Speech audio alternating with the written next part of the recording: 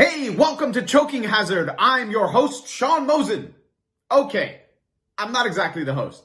I lied. Sorry, this is a horrible way to start a relationship. I'm the guest, and the guys enjoyed how I do the intro so much that they couldn't resist. They asked me to do it for them. Stick around, we're gonna have an awesome conversation about old school jiu-jitsu. Like you talked about going into the Renzo Gracie, but especially at the beginning of like that whole jiu-jitsu revolution, like what were some like crazy stories that obviously you're allowed to share that you've kind of seen coming out of that basement, or especially even coming back into Canada?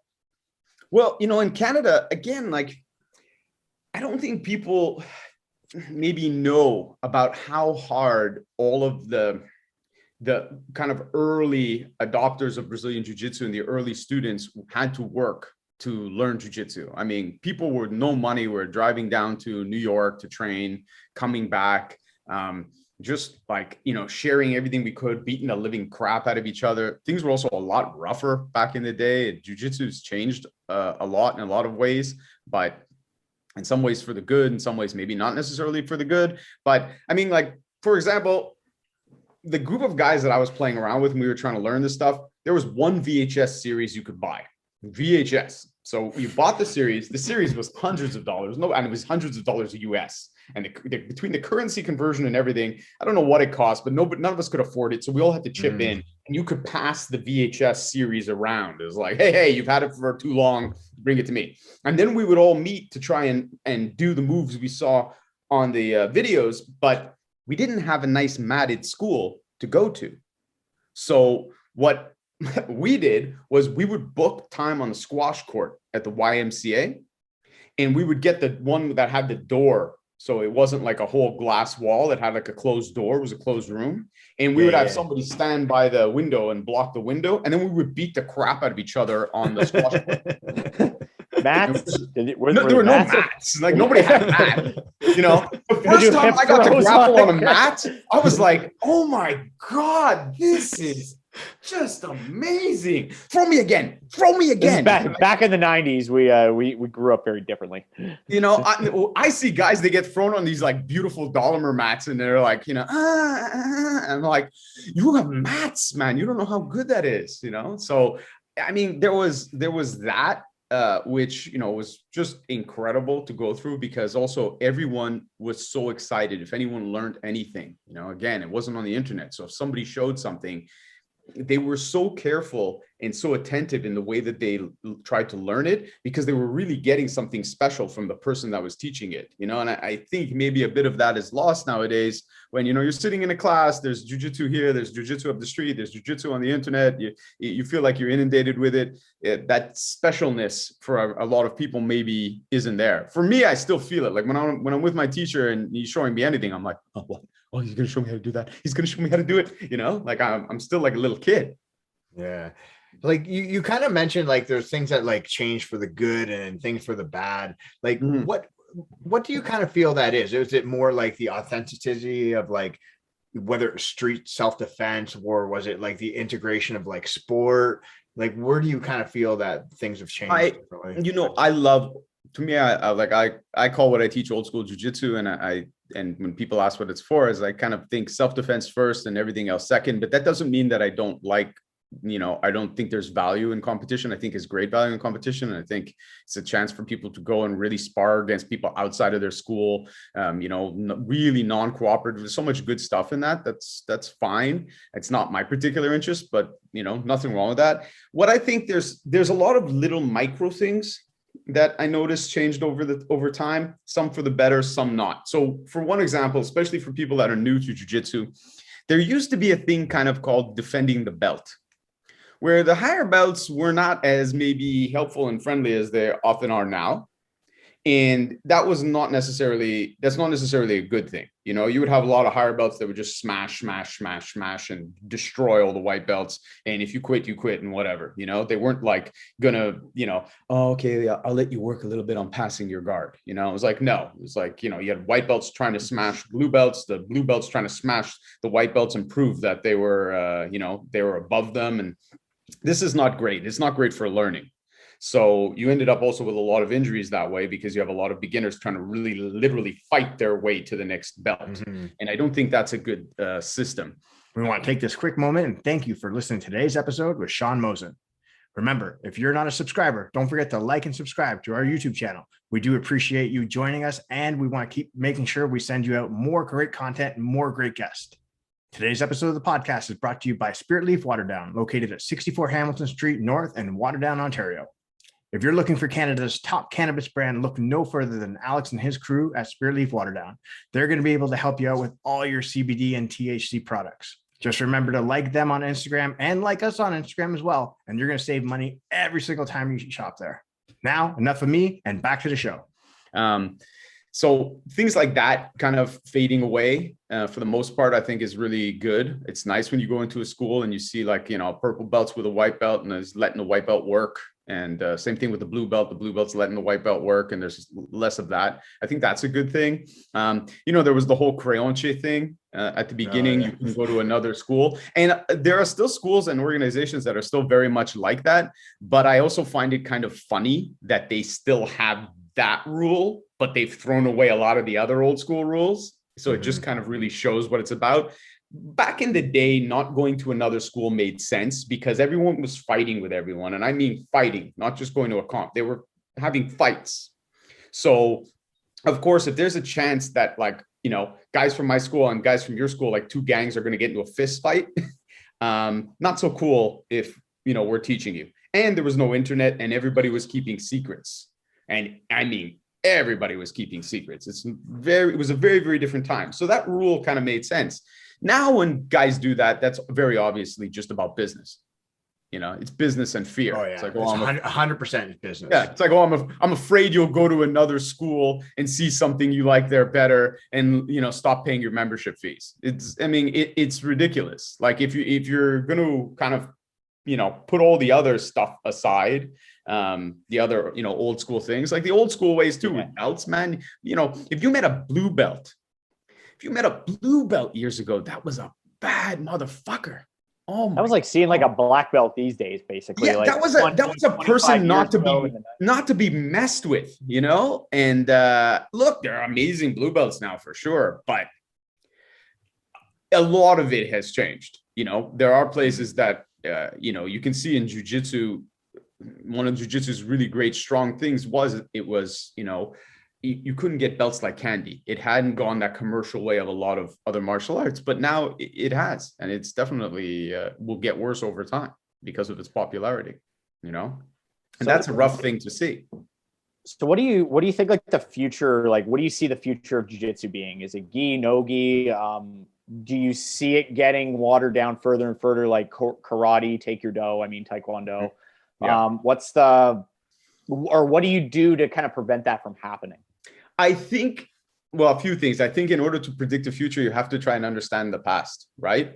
So I mentioned it, just a few minutes ago that, look, people kept secrets. And maybe if you're new, you just started jiu-jitsu right now and, you're a white belt, you don't know about this stuff. But look, it was like there were two sets of books. There was the stuff the Brazilians were doing and then the stuff the Brazilians were showing, North Americans.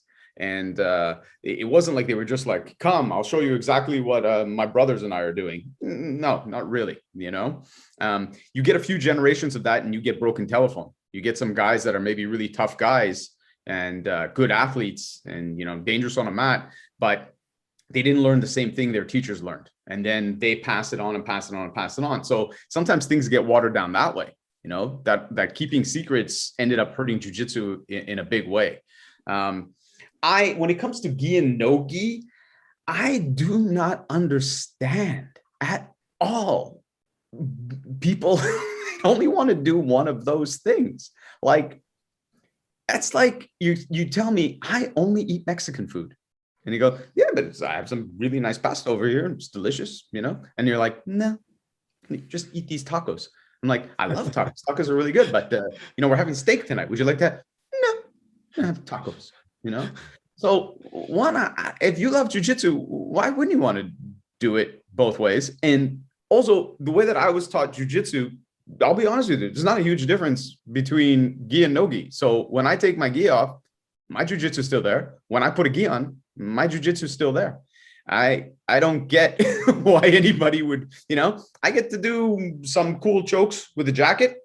And for self-defense, it's great to train with the clothes, because especially where we live, we wear jackets and we wear pants. I'm not running around in a Speedo in Copacabana all day. So it makes sense. And at least I hope you're not running around in a Speedo in like Quebec when it's like -40. Oh, that is such a Quebec thing to do, though, my man. It is It's like, oh, let me tell you some stories. I asked online just because I know it would be like a provocative question. And I said, gi or no gi for self-defense. And the people who write in and they go, no gi's way more realistic.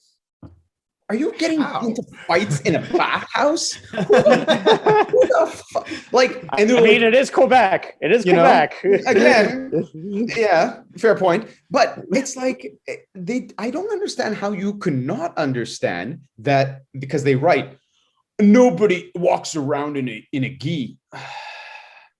It's actually really simple. The jacket is just a jacket. The pants are just pants. That's really all it is. And the reason why it's that is because that material is much tougher. We don't have to buy new clothes every time we train. But that's it. So if you ever have any thought that you might get into a fight wearing clothes, good to know how to fight with a gi on. Good to train that. And it's fun with no gi also. It's faster, it's slippery, it's kind of, it's cool. So again, like, to me, it's like, why not do it? In terms of your, whether I think jiu-jitsu will get watered down more, yes, absolutely. Unfortunately, it absolutely will. It's super popular, and things that are very popular often, they become a way you can make a living. They become a way you can make money. And there's always that temptation to run things a certain way, like, the old school karate guys didn't start out like handing out belts like candy and having belt tests. And they didn't start like that, but Karate Kid happened. Everybody wanted to do karate. And then they were like, hey, wait a minute, man, there's 300 people in the school. If I charge them $50, for a belt test, hey, if I keep giving belt tests, holy shit, I can buy a country house. Like, okay, right. I get it. So, you'll have that, but you'll also have people that will be holdouts, and they'll talk about the old days and try and do it a certain way. And you'll have that group. You'll have people that want to train that way and don't care about the belt and just want to learn jiu-jitsu.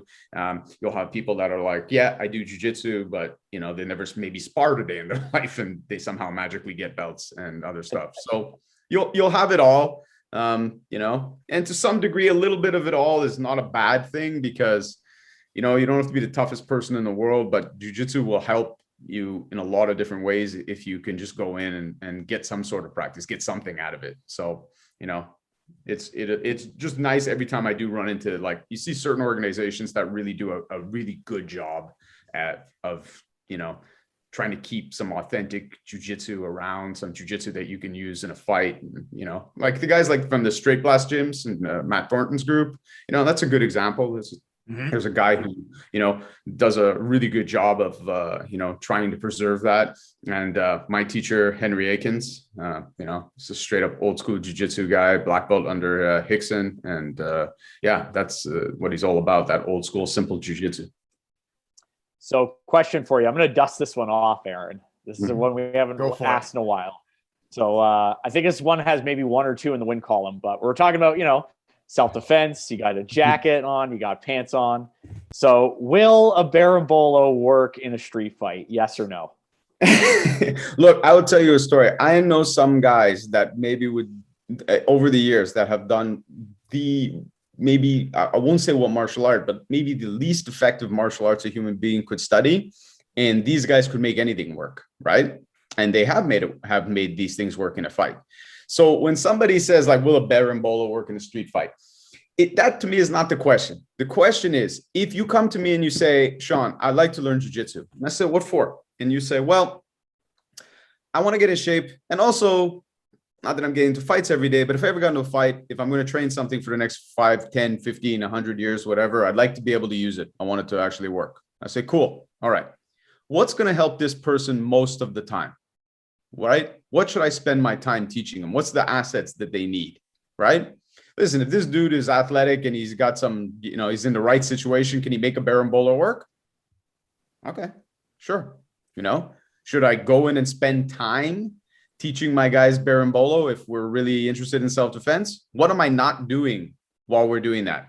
Could we have taken the same amount of time? Let's say 30 minutes. We're going to work on Barabolo. 30 minutes on Barabolo or 30 minutes on closing the gap against a wild striker, making sure you can get in safe without taking damage, get the clinch, use your headbutts and knees in the clinch to set up a hip throw. It's the same 30 minutes, but what's going to be a better use of time? So possibly you're going to be able to use the Barabolo, but I know that if we use the 30 minutes for what I just described, that's going to serve more people more of the time. So that's what I teach. And in my curriculum, I even tell my students, I'm like, look, there's things that people do in jiu-jitsu from this position. This position doesn't really exist for me because I'm thinking about fighting. So because I'm thinking about fighting, I'm not teaching you deep half. Like, it's fine. We can grapple. You can go deep half on a person and get sweeps. And I said, but it's not part of my game. I'm not going to spend my week training it because I'm not going deep half on a guy who can pound me into the pavement. So I'm going to make space. I'm going to keep my distance. I'm going to keep my head away from this guy. I'm going to get back to my feet. I'm going to get on top, or I'm going to get a standing. So I don't teach those things and I don't train them because it's not my interest. My interest is, like I said, self-defense first and then everything else second. You hear that, Aaron? Don't pull out the lapel and flop to your butt and try to defend yourself.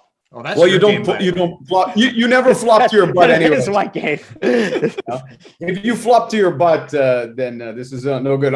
You know what? Crawl on top of me and meet your doom, attacker, with a knife. I love that clip. That's the best clip. No, but like that's the thing. Is like even with the pulling guard. You know, I tell my guys, pulling guard is a tactical retreat, and sometimes it makes sense. So you can't be so narrow-minded that we say like, no pulling guard. I mean, we joke about it, but I'm like, man, sometimes it might be the only thing to do, but better to do a sacrifice throw.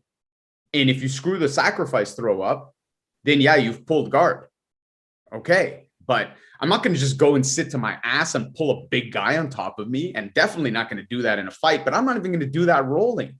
Like, you know, you're a ground fighter, but you can't take it to the ground. No, like, you know, you have to practice on your feet. You have to be comfortable on your feet. And this is also one of the best things for self-defense. And what a lot of people don't understand when they're like sitting there typing on the internet, they're like, the ground's the last place you want to go in a real fight, man. I guess you've never been in a real fight in life or death, man.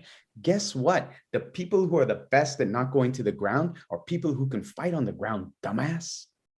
If you know how to fight on the ground and you know how to take people to the ground and stop experts from taking you to the ground, shit, that's exactly what you need in a fight.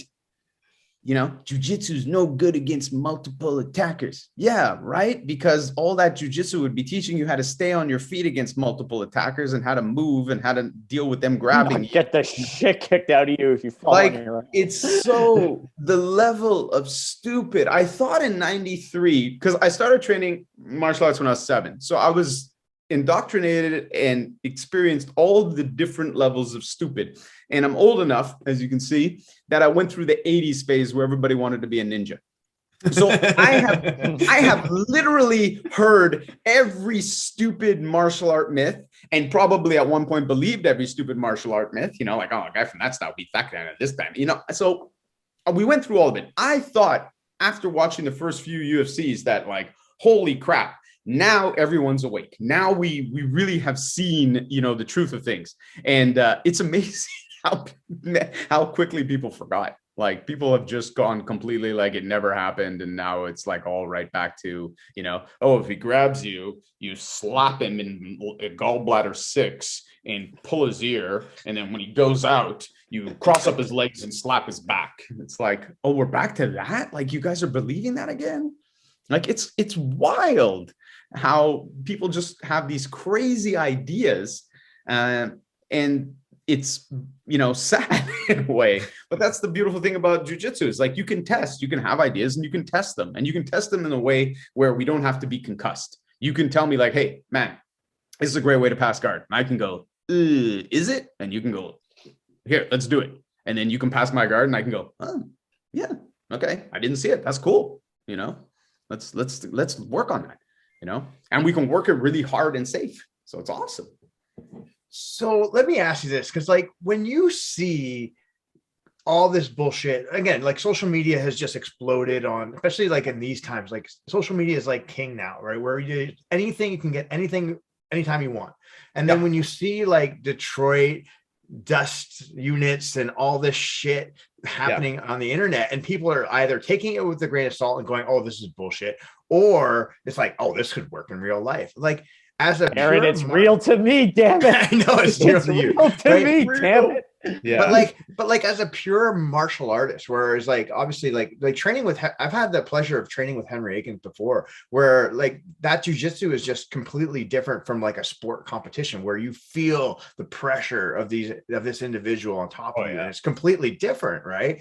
And you see this shit and then you're like, how infuriating it can be, because it's like you're trying to teach people, like whether it's a joke or not, oh, you could do this. Like this shit could get people killed. I don't know if it's going to get people killed, because I don't know if he really has any students. I mean, like, what's his name from McDojo Life insists the guy is actually teaching people. I go back and forth with that, you know, guy from Detroit, where I'll see a video and I immediately want to put my testicles in a drawer and slam the drawer shut and just cause so much pain that I almost made you spit your beer out, man. And I just want to end it. I can't take another. You almost made Aaron spit his testicles out. I can't take another second of it, you know? And then I also look at him and I go, okay, look, objectively, he has an earpiece in, like he's pretending he's on comms, okay? He's dressed like, I don't know what the appropriate way to say it would be. I'm trying to figure out the security task force. No, but it's someone who is mentally challenged, got dressed up for Halloween as a security guard, right? Gotcha. Right. Okay. We'll leave it at that. We're trying not to get canceled here. His partners are wearing pseudo football gear. Right? Like everything about this screams ridiculously stupid. So, right? Devil's advocate. One, it's a very, you know, method joke that's been taken too far. Or B, he's dead serious. He's training people, but anyone who would go to a person dressed like that, showing what he's showing, probably we don't need them here anyways. They're probably not contributing a lot. Right, to society. This is a group of really kind of, these are the people that would be eaten first in a zombie apocalypse. Let's just put it that way. So I'm not super worried. I don't think like anyone we need around is following this guy. You know, but look, it's a bit frustrating, but at the same time, I always say, like, because guys will send me videos and they're going, look at this crap, look at this garbage. And I go, look, it's the internet. The internet is making everyone dumber. We went from, we had nothing, where like in terms of jiu-jitsu, you had to travel to learn, and to now everything's at your fingertips. You can just open the computer and you could see all this amazing stuff, right? But we haven't actually got smarter because we have all this at our fingertips. The problem is everyone has a voice, everyone's an expert. And the truth is, if everyone's an expert, no one's an expert. And it's very rare now. It's becoming more and more rare to actually meet real experts. Like you were saying, you got to meet Henry and you got to feel Henry's pressure. When you feel Henry's jiu-jitsu, it'll blow your mind, literally. And you realize you're like, this is special. This is something different than the other people that I've been around, you know? And even myself, I had trained with a lot of good guys, really good guys, but I had never felt anything like Henry's jiu-jitsu until I felt it. And I couldn't believe it. I was like, oh my God. And, you know, that's why you need to be hungry that way that the early guys were before you had access to everything. And I think if you really want to learn, and it could be jiu-jitsu, it could be anything. If you really want to learn, you've got to really be excited enough to do the work. And that might mean sacrificing and getting on a plane. That might mean, you know, like having to drive 2 hours to get to the gym. That, you know, is the one that has what you really want. I mean, you've got to do it. Otherwise, you're going to get a mall cop with a comms unit, you know, showing you garbage. Like you're responsible for who teaches you, you know. I'll tell you the story of how I met Henry. And this is what I mean about you got to sacrifice and be willing, and you learn what you learn, and you get what you get. Right. So at that point, Rickson had nothing out really video wise. Right. Like now he's got some stuff online, but he had no instructionals. So I see this ad pop up for this guy, Henry Ankins, and it's, one of his online things. And, I'm looking at it, and it's, Henry, and he's like a Renzo Gracie black belt. And I'm like, oh, cool. This might be worth checking out, because you could see a bit of maybe what, Rickson taught him. So I was like, maybe I should get it. And the marketing was a little over the top, but at the same time, I was like, okay, whatever. I'm going to pull the trigger on this. So I get it. I'm looking at the stuff. And the way he's explaining it is the exact opposite of everything I was taught. And I'm like, this guy doesn't know anything. What an idiot. I'm like, this is horrible. I'm like, I just wasted all this money. And I'm like, crap. And I'm like, well, you know what? I should try and do something from it, because like the money's gone. So like, all right. So I watched a couple of videos, try and get like as much detail as I can. And then I go roll with a bunch of guys, good guys, some black belts. First 2 black belts I tapped out with what I saw from Henry's videos. I was more shocked than they were. And I caught them with really basic shit. I caught one guy with a cross collar choke and another guy with an Americana from the mount. And the cross collar choke guy was sitting there like this after. Just like this. And I go, are you good, man? Like, you okay? I didn't hurt you. And he goes, I'm fine. And then it was one of those like philosophical, he's like evaluating his life. Yeah. And he just looks at me and he goes, we've all had those. Had those moments, I think. He goes, I don't honestly remember the last time someone caught me in a cross collar choke. What the hell did you just do? And honestly, I was like, I'm not really sure what I just did. I went home. I saw my girlfriend and I go, we got to go to California. She's like, what? And I'm like, yeah, we got to go like as soon as we can go. I got to go meet this guy, Henry. And she's like, why? And I told her, I go, because I saw his video. And I thought he was wrong about everything in his video. Things to tell your girlfriend for 1,000. I got to go meet this guy. Yeah, we got to go to California, And got to go to California. She's used to me coming in and just saying random weird shit. So I was like, we got to go to California and like now. And I thought everything the guy said in the video was wrong. Turns out I'm wrong. I might be wrong about everything that I think that I know. So we got to get on a plane. And I sent Henry a message and I was like, hey, I want to come up for Canada. Yeah. Can we do a private? Can we do it? And he was like, yeah, no problem. He said, come to class first too, And I was like, okay, right on. And I jumped on a plane, went out there and did the class. Class was amazing. Blew my mind. Then we did the private. I was just sitting there staring at him and I'm like, honestly, and I saw your video. I thought you didn't know what the fuck you were talking about. No one has ever shown me any of the stuff you just showed me. How come I don't know it? And then he just smiled at me. And now years later, I see that smile because I've seen other people, train with him over the years. And the same thing, they say the exact same thing that I said to him that day. And, I've seen guys standing there at his seminars, black belts, three stripes, and they're looking at me and they're like, well, fuck. I wish I knew that 20 years ago, and I'm sitting there and Henry's got the same look on his face. And he's just like, yeah, that's cool. Well, you know it now. That's cool. So yeah, like you've got to be, and not everybody's willing, of course, to go to those lengths. But I think if you really love the thing, then that's what you do. Right. And, like when people ask me, they're like, oh, like when I first started training with Henry, they're like, what are you working on? I'm like, tactical get up. They were like, what? And I go, no, I'm not being funny. I go, Henry does it differently. And so I'm fixing my tactical get up. I'm fixing my guard. I'm fixing my cross collar. I'm fixing my basics. I'm changing them, and they're like, why? And I'm like, this is working better for me. So that's it. That's what I want. I want my jiu-jitsu to work. And I think I can also help more people showing them this way. So, I'm going to go back and I'm going to relearn my basics and but that's it. And I'm still as excited today training jiu-jitsu as I ever was, even more so. I'm supposed to go see Henry in February, hopefully, if we can fly and if I can pass all the tests to get on the plane and the rectal exam that they're going to give me and they check my teeth or whatever the hell they're going to do, a prostate exam. I don't know what it is now. I think you get 2 prostate exams. One is like before, one is on the plane. in the aisle or something. But they One say is what the strap on, I think. That's a random. That's a random. You might not get chosen, but maybe it's a random. That's the thing. That was it. They don't randomly selected for the strap on. Yeah, they don't do it with everyone. It's like if you're cute. So yeah, if that happens, then it'll be all right, and we'll make it to Costa Rica, and I get to train with him. Then. But yeah, I'm pumped, and people always ask, like they'll ask me, "Oh, what do you think you're gonna do with this?" And it's like it's gonna be basics. But what are you gonna do? Shrimp. Shrimp. Clean up my shrimping. Yeah, that'd be cool. I mean, literally, if Henry came out and goes, "Man, I want to clean up your shrimping," I'd be like, "Yeah, fucking right on. Let's clean up my shrimping."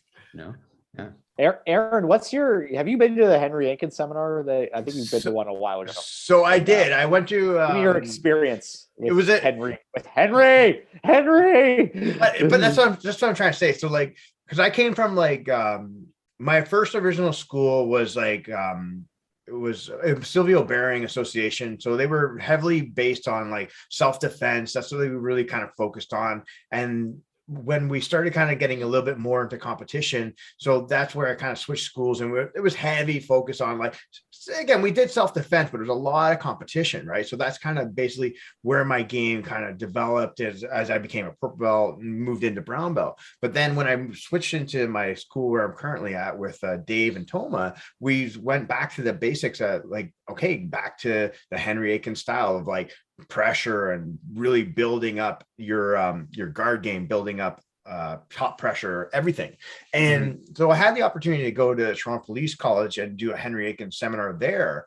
And basically it was all about length and just being an half guard and finding length through there so you can get punched in the face. And just like little tweaks and just seeing the difference between how he played his game compared to where it was learning from different was like eye-opening. And I was like, wow.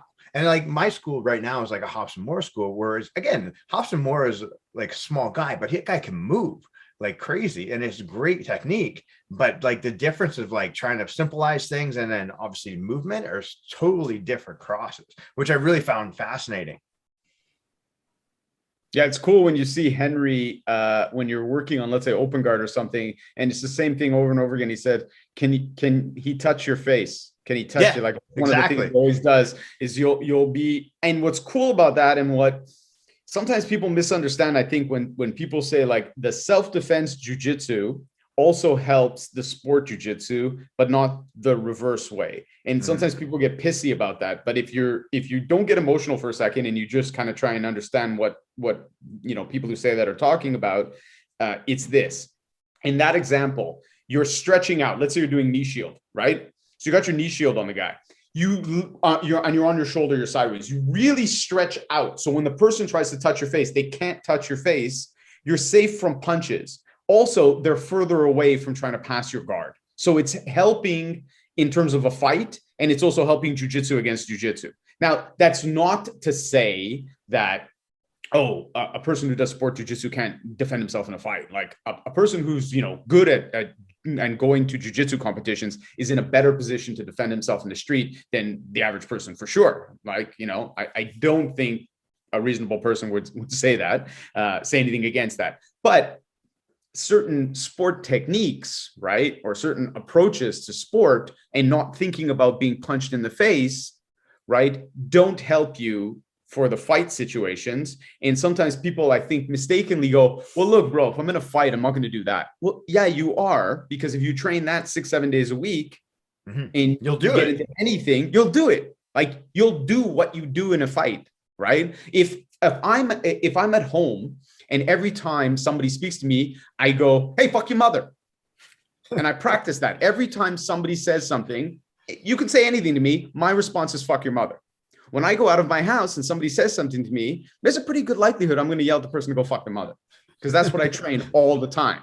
So don't tell me, oh, well, I would never do that move in a fight. I just do that 2 hours a day in the gym. It's like, of course you would. Just like you're not going to spin kick a guy in the head if you've never thrown a kick in your life. That would be unrealistic to think. So it's the same thing when you're training. So, that's why I kind of really love that, self-defense and old school jiu-jitsu, because yeah, man, if we want to just do jiu-jitsu against jiu-jitsu, no problem, because the habits I'm creating are good for that. and the habits that I'm creating are good to keep my, face from getting uglier. Yeah. I think like also too, it's not that it's, I don't want to say it's simple because it's complex. Like it's simple, but it's complex.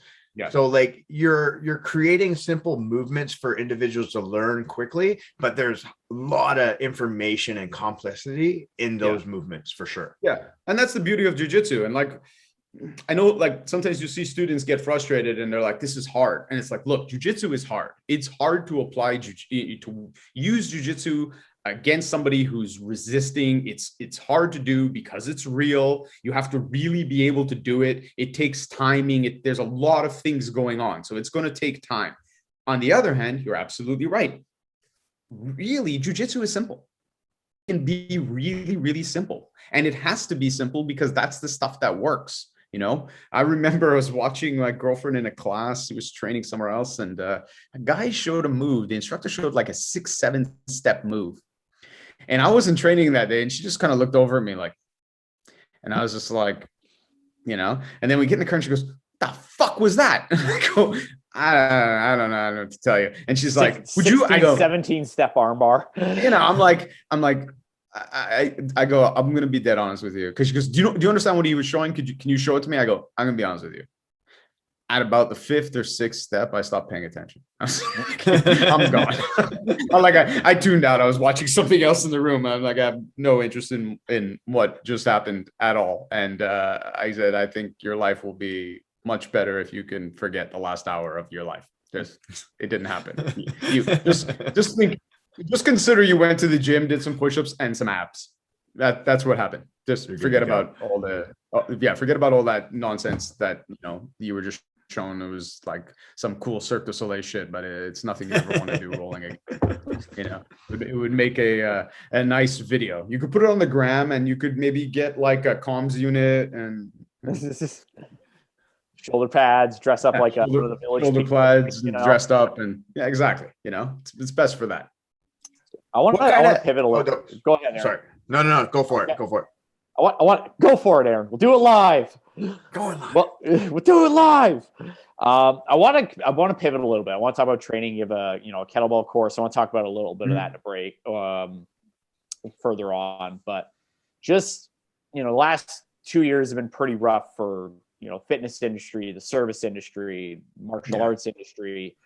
Do you have any advice for anybody who's like a personal trainer out there, somebody who's running a martial arts school such as yourself, or people are or just jiu-jitsu practitioners are just discouraged right now? Yeah. Or like there's a lot of fitness trainers that I know personally, and Aaron knows personally, are just they've left the industry. They're just like, we can't handle this anymore. Like we need some form of stability, or just like we can't I can't conduct business and like go into a lockdown every 6 months. Like this is it's brutal. It's absolutely savage. And we were kind of talking about it before we went live, but it's really, really rough. So the very first thing that I can say, because there's a lot going on that we can't control. Like, look, I'm in a lockdown here. It's illegal for me to go open my business, so that's horrible and it's stressful and it's a lot of things and I can't control it, So what can you control? One of the first things you can control is keep yourself in shape.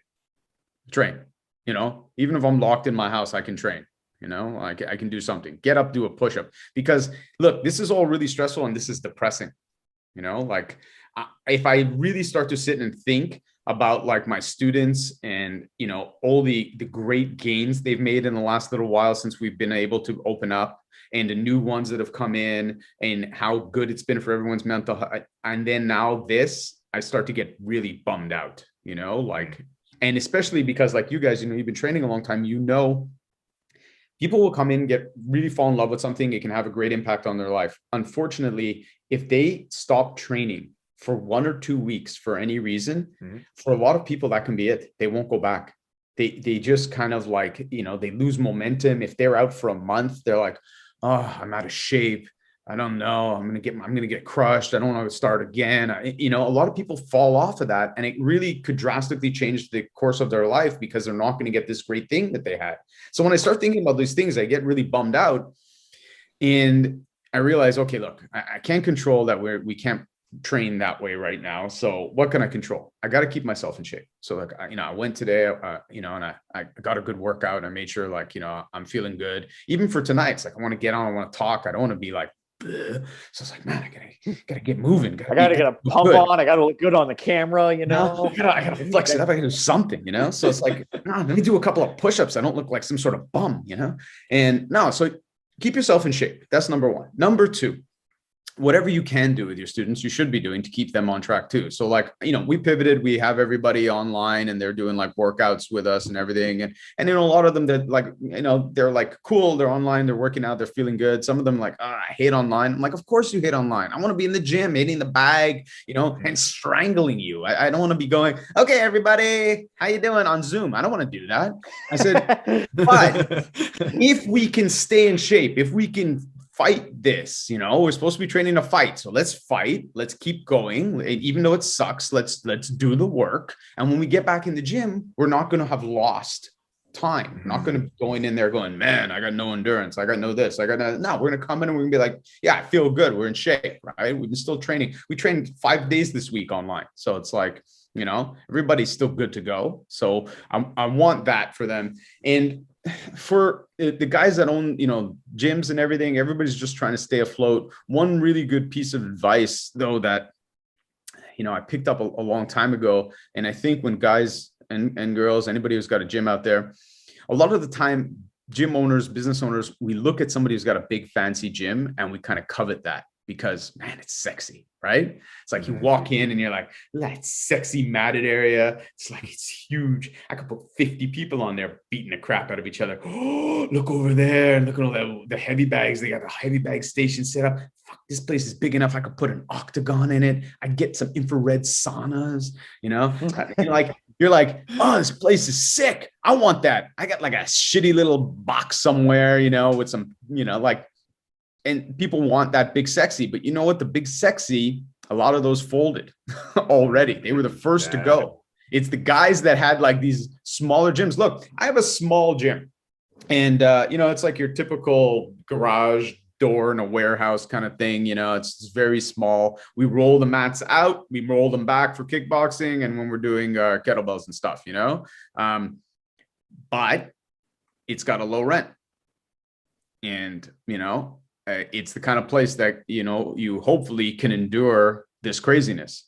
So one of my instructors years ago used to tell me like, he'd see like a guy walking around like that and he would look at me and this guy was in really good shape. He was in his 60s, but he was shredded and he'd look at me and he goes, you know what, Shawn?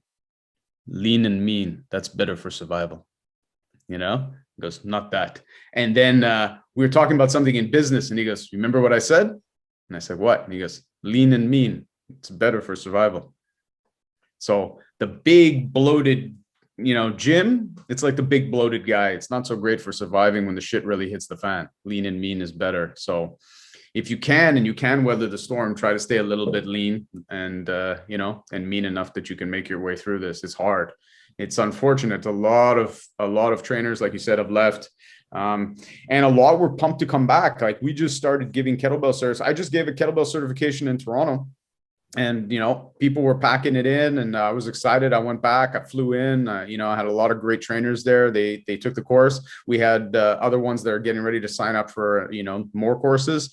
And unfortunately they locked everything down. So, we moved it online. I've got one, I think online in March and I've got an Indian club course coming up as well online and people are starting to sign up for that. So the people are there and those trainers are kind of doing what I said. They're like still training themselves. They're still improving their skills. They're, ready to come out and go to work. And that's it. You got to just kind of try and get your way through this craziness. Yeah. So the Indian clubs, sorry, Aaron. Yeah. No. I need to cut you off. This is an extremely important question. Indian clubs. Did you or did you not learn these from the Iron Sheik? Can you confirm? No, I wish. Yeah.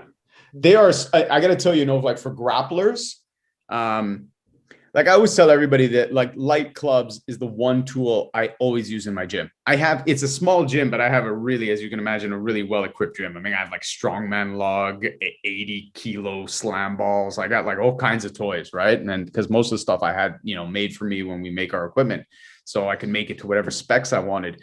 But the light clubs is the one thing I always use. It doesn't matter. It's like if I'm going in there to do jujitsu, light clubs, it's going to be great. Wrists, shoulders, elbows, like, come on, like amazing for warming up, right? And my scap, like you ever get off the mat and you're like, you know, you got the jujitsu back question mark, you know, you're like this, and the middle of your back feels like shit from being stacked up. The clubs are amazing for that, you know, and keeping your shoulders healthy. So it doesn't matter if I'm going to do handstands, doesn't matter if I'm going to do kettlebells, if I'm going to, you know, lift the barbell, calisthenics, jiu-jitsu, anything, kickboxing, whatever I'm going to do, I grab the light clubs, especially in the winter. You know, I'll walk to my gym because it's not that far. And even when it's like -20, I don't care. I'll walk. It keeps me from turning into a total pussy. You know, so I'll get there. And then also I got like the ice in my beard. So I feel like I come in and I'm like, just shake and ice flies everywhere. And I'm like, yeah, let's fucking do this. But I grab the clubs because you guys know it's hard to warm up, like really warm up. You know, you do some bullshit, you know, quick warm up trying to get to like roll. And then the next thing you know, you're like, my neck, hang on. That's good. I'll be off for 2 weeks now. Yeah. You know, somebody's going to have to drive me home because I can't turn. Right. But you go in there and I'm like, man, give me the clubs for 10 minutes. And it's just like, good. I feel good. Let's go. So it's such an awesome tool. So, because like you kind of mentioned before, like obviously the kettlebell courses that you've been offering, and you've been doing this for years. So how did it like your kettlebell evolution ever start? Was it kettlebells first, then martial arts, or was it very No, I started martial arts when I was 7. So the very first martial art I did was judo. And I started when I was 7. And like most little kids, I was obsessed with Bruce Lee. And, you know, I trained traditional karate for a long time. And I was lucky that when my traditional karate instructor was a maniac, but he was also like die hard old school karate, Shotokan, it was similar, but it was Shuto Ryu, Ito Sukai. Okay, Shuto Ryu. Yeah, and he was, I mean, this guy, he would have like, you know, 100 students in the school one day, and then he would like basically, you know, kill everyone, and like he would have 3 left, you know, like he didn't get, you didn't get I think 7 people got black belts with him. 7, and the guy taught for like, you know, decades, but he was just like, you know, you'll never get a black belt, you're a worthless pussy. I literally watched I watched Johnny and Cobra Kai, or, you know, sometimes I would go and people would be like, I would watch like some, like I told you, some ninja movie or something, and it would be like torturing the kids in, you know, some like, you know, assassination camp where they're training them to be ninjas, and they'd be torturing them. And I'd go, that's not that bad. My teacher was way worse. You know? When I was 13, I was in, you know, in this traditional karate stance, Nenkatsu Dachi, and you're supposed to have your back leg straight. And he came by and he corrected, he said, straighten your back leg.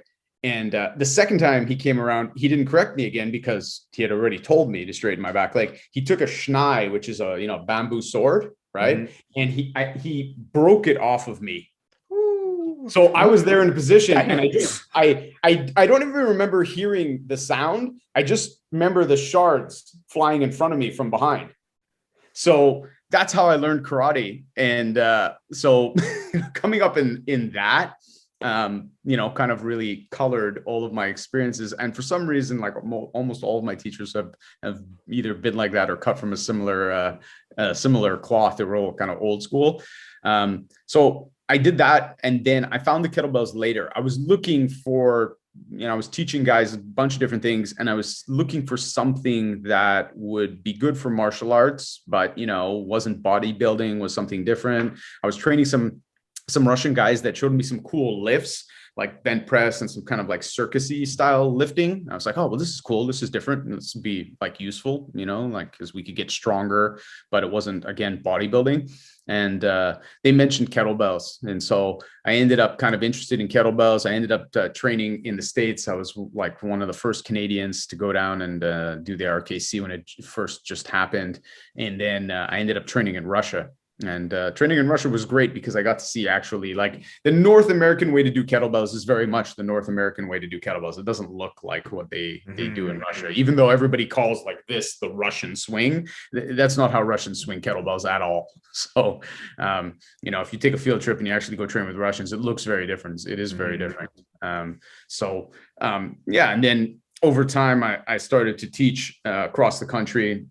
and then all over the world. So I've literally taught everywhere, and you know, it's been fun because then I get to also sometimes train, do some jiu-jitsu when I'm traveling, and also, you know, get to help people with this. And I'm hoping that, you know, we get back to that and everything gets opened. Like, one of the hardest things with what's going on, and we know, is that, you know, you have this kind of interesting problem, because on the one hand, if people are fitter, they have a better chance of fighting off things like this, right? Yeah. And on the other hand, the concern is, well, if everybody's together training, then there's a good likelihood that somebody's going to get sick. So, you know, the powers that be need to be a little bit better at figuring out and, you know, letting certain, you know, ways of training continue, rather than just making blanket statements and shutting things down. You know, there's with a little bit more thought, I think you can do it. Like, yeah, I think you said originally there has to be like a middle ground. Like, it can't be just like, yeah, it can't be just, we're gonna throw an orgy in the gym, but at the same time we can't just, well, you know, like I know at least in Montreal there were a lot of, you know, jiu-jitsu and, let's say, MMA school owners that were talking about, like, man, like, we'll just bubble people, and, you know, like, hey, like, maybe, you know, like, hey, you're going to be my partner for the duration of the pandemic, however long that is. I'm only going to grapple with you. And that would be really good. And okay, we're going to spread it out, guys. We're not going to have everybody on top of each other in the mats. We are going to spread this out a little bit more. So you're going to have to book in. And that's what, like, when we were allowed to do that, we were doing that. And there were no problems. There were no incidents. There were nothing. Everything was like wiped down 500 times. And that's what we did. We just bubbled people. And it's like, listen, you're just going to train with him. And we also told people, like, look, if you want to keep this going, I don't want you rolling with your cousin on the weekend. I don't want, like, keep it to, this is who you're training with. This is your training partner. Don't go train with other people for right now. Just let's do this so that we know, and we're, you know, be respectful to the group and, you know, be able to keep our group going. And it was working. So, and I don't think that's any more unreasonable or dangerous than all the activities you see, like the thousands of people in shopping malls and all the other crap that we see. And that's what's hard and infuriating, because, you know, gym owners, trainers, everybody's worked really, really hard and done everything that we've been asked to do, and we're still getting shit on. And, you know, it's really difficult. And it's difficult when politicians come out and go, well, we have a lot of hard decisions to make. Well, it's not a hard decision for you, dickwad. You're not suffering. You're still getting paid. You're still doing everything you want to do. How is that a hard decision? You know? Yeah. Like, that's not a hard decision. You just, like, so what? There'll be a couple more mean tweets about you on Twitter. And it's like, no, like, you're not suffering. Everybody else is. So, you know, hopefully it'll open soon. Yeah. No, I used the example the other day. Like, I'm not sure what it's like in Quebec, but, like, I'll use the example was like a chiropractic clinic, or where physiotherapy or RMT, that can be open. But let's just say right beside that place was like a single training studio, right? And it's just a personal trainer doing work with one person. That's not allowed. But we can have a physio and all that. But wait a second, we'll just give them a mask. No, you can't be open. I'm like, so explain the logic then. I don't know. There's no logic like, at all. It doesn't make any sense. In Montreal, stop trying to make sense of something that doesn't make any sense. No. Yeah, exactly. In Montreal, they opened up the tattoo parlors, so a guy can be rubbing you with, you know, like a tattoo gun for a couple hours too, because you're not going in there for like and that's okay. And also all the massage parlors, which, I mean, it's a massage parlor. It's not like you're going to a physio for real massage. It's, you know, a whorehouse. So, like, come on. Like, how can you go for a massage, you know, that's open? How you air quote massage. Massage. A massage parlor in Montreal is like open like 24 hours, right? Because, you know, like at 3 a.m, oh, my back. My back is broken. Honey, my sciatica is acting up. I'm going to go to the 3 a.m. massage parlor. That's open. But yeah, exactly like you said. But if somebody comes into my gym and does 10 push-ups across the gym from me while I count, that's against the law. Like, come on, man. Like, can you at least pretend to think about this stuff? Like, it just makes no sense. And I think that's like the hardest thing for people. And, you know, all this is frustrating. And at the same time, it it shows us, and it shows people that have been training for a long time or people that teach, it reinforces what we already knew, that training is really, really good for everyone for a lot of different reasons. It's a super important thing. You know, we talk about jiu-jitsu for sport, jiu-jitsu for self-defense. You know, at the end of the day, just having that training in your life, having that place that you go to, having those people that you see that become like a second family, those hard workouts, getting through them, all this has such a positive impact. And you really can see, if there's one good thing to all this shit, you can really see that what we do and what we offer and what we have and what we're a part of is a tremendous thing that people need, and they will need it when this is over. So whether they, you know, are not letting us train right now, or they're, you know, no matter what happens, we'll keep teaching. I'm going to teach people jiu-jitsu. You can close every gym in the world, or everything can go bust. As soon as I'm allowed to train anyone and I don't have to worry about cops, even if there's no door, I'll teach in an alley somewhere. We'll put down some cardboard on the ground, and I'll tell them about the days in the squash court and tell them not to be a pussy. You know, my bones hurt. That's because you have soft, hollow bones like a bird, you pussy. Let's go. You know? Show me how to do a cross-collar choke. No, it's just like, because I know it's going to help people. So as soon as you know, I told my guys, you know, and girls, just hang in there. Let's, you know, get through this. And as soon as we can get back on the mat, you're going to appreciate the fact that we can be back on the mat even more, you know? Yeah, like, you know, I think you take it for granted. Yeah, you brought up a really good point. It's just like, just keep training. I think that's the most important thing. It's just like, keep your mind fresh, keep doing what you can, control the controllables. And that's all you can do, right? It's just kind of work your way through it. Yeah, exactly. It's like, otherwise, you know, what are we going to do? You're going to get depressed. You're going to get out of shape. It's another reason not to continue. There's always reasons, you know, for why people stop, why, you know, like you could quit, but you know, we have to try. You have to try to stay in shape. You have to try and, you know, stay interested in, and, you know, stay on top of it, and keep in your mind, remembering why it is that, you know, you were going to the gym 6 days a week, what it is about that thing that you liked so much. You know, that hasn't changed. It's just everything's a little bit harder to do right now. So the little, like, everything's like a shittier version of the thing before, you know. It's like, oh, just go over to the restaurant here. Oh, I got to do what? Oh, do my mask while I'm, but if I get to go to the bathroom, I have to put it back in. It's like, this is a shittier version of a night out than I remember, but okay, you know, let's do it. Let's do it. We're still outside. I'm still kind of having a pseudo good time, and, you know, and it will get back. You know, it's just it's tough, and you know, everybody just has to kind of hang in there. So hopefully, I'm looking forward to it. I think, especially like the hard thing for kids, you know, not being able to do extracurricular activities, not being able to do sport. It's harder on them in a lot of ways. So as much as it's a pain in the ass for us, it's much harder on them. So, you know, once things start to open up again, then hopefully now it's like, you know, it seems to be getting very bad, but maybe very bad is a good thing, because maybe it'll get very bad, and then the majority of people have had it, it'll pass, and then that'll be that. And then we can start getting back to some normalcy. So, you know, fingers crossed. No, for sure. I have one question before we end up. Yep. TikTok.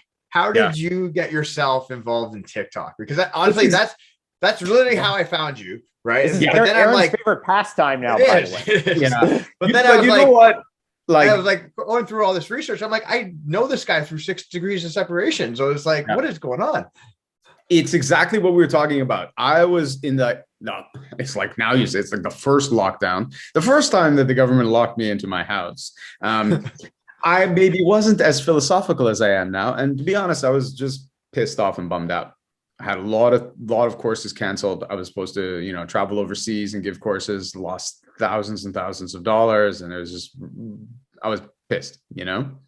And again, at the same time, I get it. I don't want people to get sick. I don't want people to die, but it's like, shit, you're not letting me work. And I have bills, right? I got a family to take care of. So I'm like, you know, you tell me I can't work. I'm stuck in my house. We got a curfew, all this craziness is going on. And I was showing some martial arts. I was playing around in the house and I was joking around. And I usually don't joke around like that online. In fact, if you look at most of my other stuff, like especially like Agatsu and my fitness stuff, it is a lot more straight, especially back then. And but in real life, then I'm like this. And I make guys spit stuff by talking about putting balls in drawers. So, so anyways, I made a joke and I was showing some self-defense thing. And Sarah, my girlfriend, goes, oh, you should film that and put that on TikTok. And because my kids like TikTok, I looked at it and I was like, whatever, screw that. The only time I ever paid attention to TikTok was there was a girl who saw some fitness challenge that we did, like some movement complex that we did on Instagram. Mm-hmm. She put it on her TikTok. It went viral, got like 2 million views or something. And she ended up on the news. So I was just like, oh, maybe I should have done it on TikTok, But then I forgot about it again because I was just like, oh, screw this TikTok thing. And then so I put the video on, we filmed it, and it was kind of funny. And it was a fun thing to do because we were still doing jiu-jitsu, and it put me in a better mood.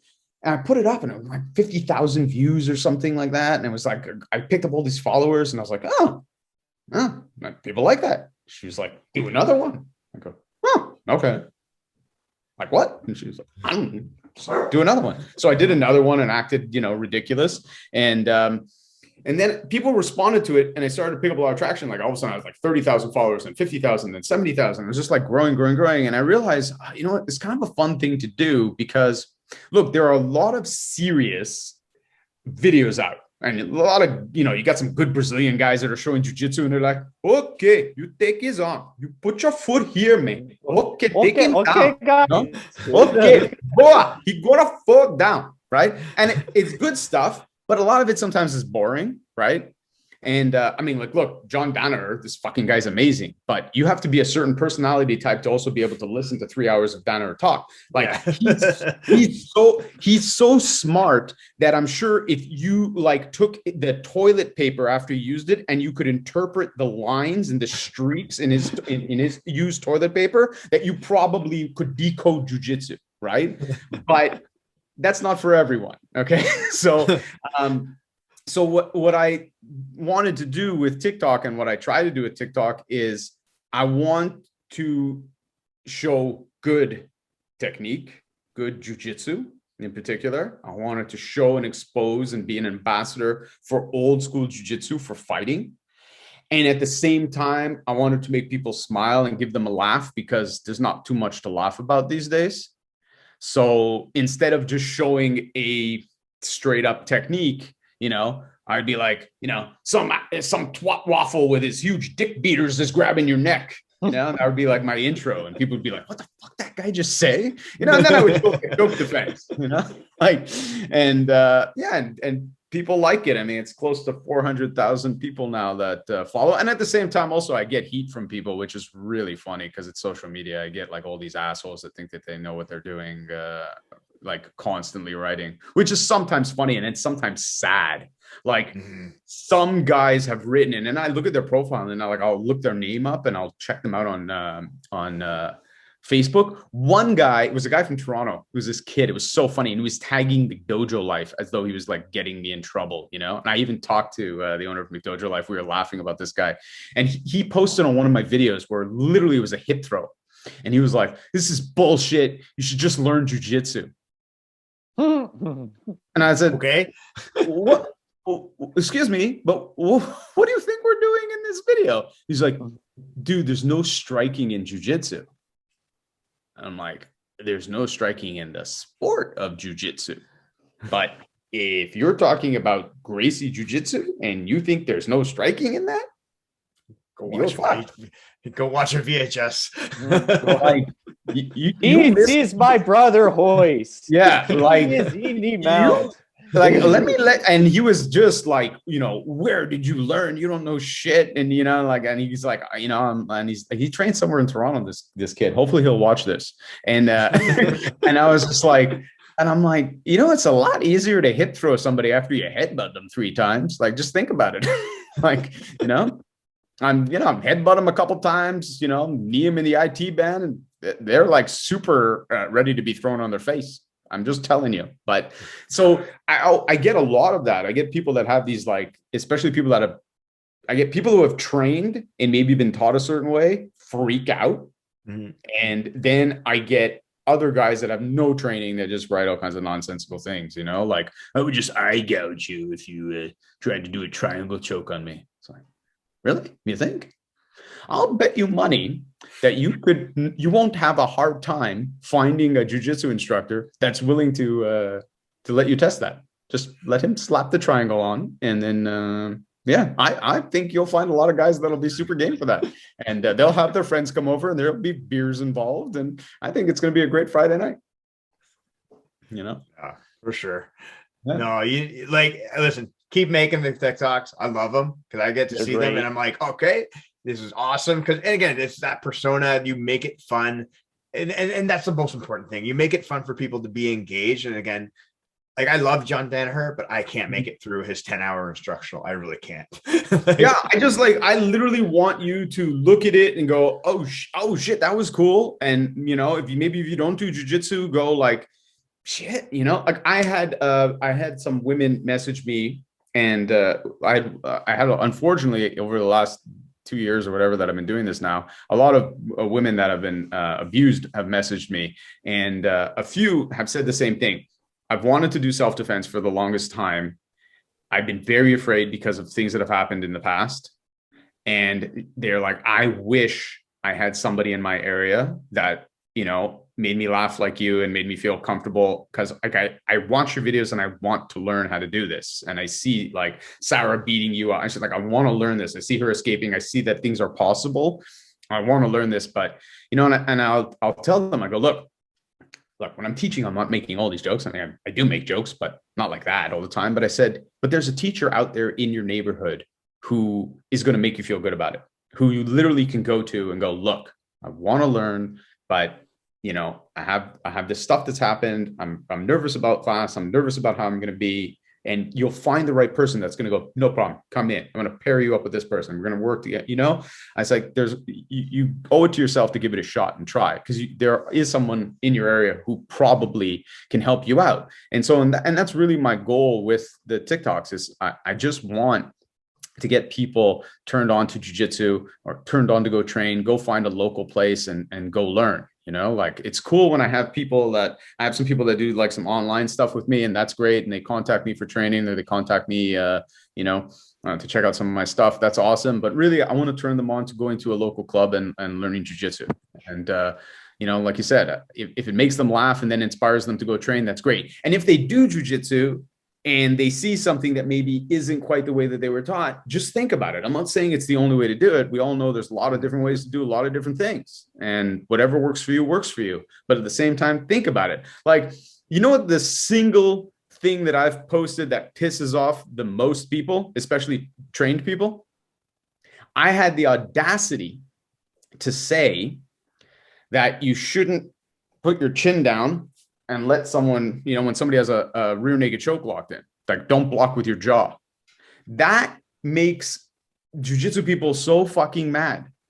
And I don't know, but if you told me you don't have to block with your face, I would be happy. Because if you've ever had someone who really knows what they're doing, and I'm not talking about like somebody's cousin's brother's friend who watched WWE and puts the hand on top of the head and does it. Yeah. They also got mad at that. I said, you don't put the hand on top of the head. And guys were like, yeah, that's what you do when you're pushing down to kill. I'm like, no, that's what you do when you want me to take your hand off the top of my head. Yeah, that's exactly what you do. Rip your arm off and yeah. So, but the same thing with putting the jaw in. Look, there are times where, yeah, you're hand fighting and I'm hiding and tucking. That's one thing. But if you put your hand around my face and you lock in a rear naked and you know what you're doing, my chin being there is not doing anything except for going to crush my face. And then you're going to strangle me. You don't block with your face. It's not an escape. It's body movement and head movement are what's going to get you out. And people get super pissed. You know, how dare you say I shouldn't block with my face? I'm like, man, I'd love to see you box. I'd fucking pay to watch that. That must be wild. In the face. I was like, holy crap, man. Like, could you imagine? It's like, hey, excuse me, but I can show you a way out of that where you don't have to get your jaw smashed. Fuck you. Okay, cool. Whatever makes you happy, man. That's the next TikTok video right there.